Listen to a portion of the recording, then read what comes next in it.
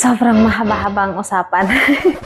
Okay, so final judgment. Let's try this. And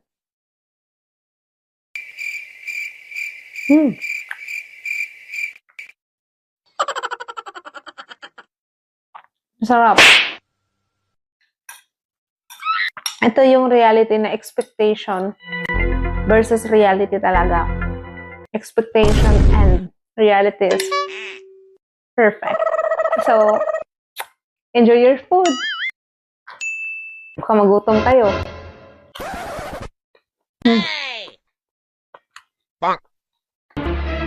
Kanin, please. No!